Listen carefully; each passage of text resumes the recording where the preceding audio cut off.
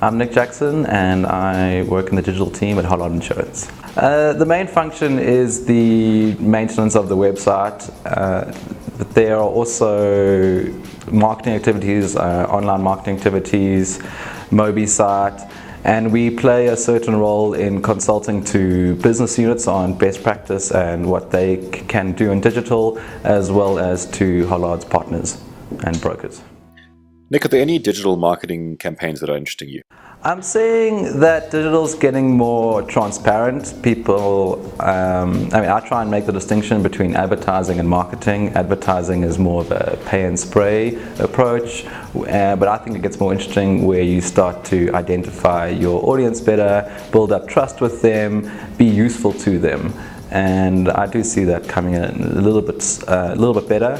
It still needs a lot of education behind it. A lot of people in the industry still come from a more traditional background, or the money comes from a more traditional background.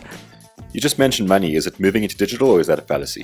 Money definitely is moving into digital, sometimes not always for the right reasons. And I've been surprised even recently to hear about big campaigns or even just big online marketing activities that weren't being tracked properly, weren't being tracked at all, really didn't have an objective, because I think they just wanted to be where the competition is.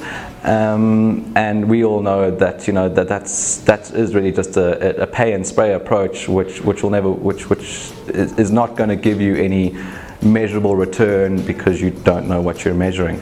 So more money is definitely going into digital, and that's a great thing.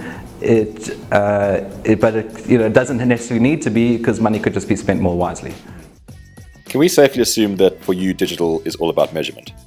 I would love to say yes, of course, definitely, and that is the case, and that's really what everyone does want to get to. But there's a famous expression: "I'm wasting half my money in advertising. I'm just not sure which half." And digital can definitely help that in terms of narrowing the gap and trying to find where the sweet spots are. But no one's an expert yet. There's still a lot of scope to make mistakes, which is also great. What do you think about affiliate marketing?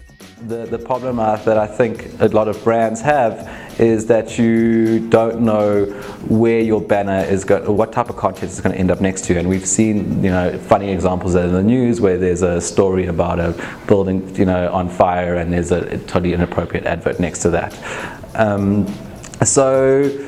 It's great when it works. It's just something that has to be watched so carefully, and definitely needs a bit of human element to guide it and nurture it.